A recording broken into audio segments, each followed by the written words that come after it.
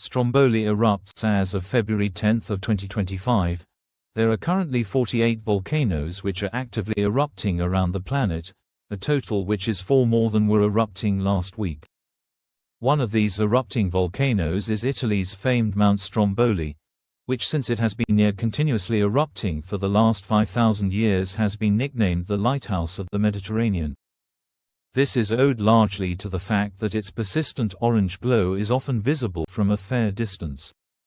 Stromboli generally produces a moderate-sized explosion about once every 10 to 20 minutes which throws bombs of lava into the air and emits moderate amounts of ash in what is termed a Strombolian eruption, which, as you might have guessed, was named after this volcano. This week's top stories, and now, here are this week's top volcano-related news stories.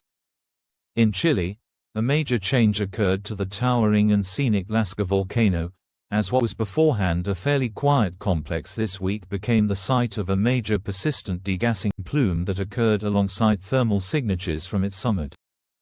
Meanwhile, in Japan, a new volcanic eruption occurred on the famed island of Iwo Jima, creating floating lava balloons and recreating the world's newest volcanic island.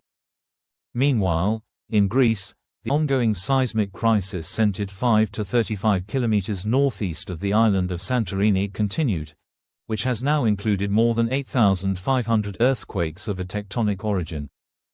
That swarm for now appears Greece earthquakes to be slowly declining in intensity.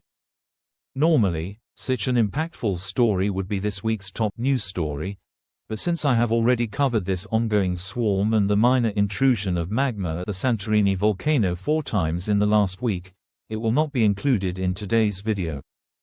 And Kilauea eruption in Hawaii.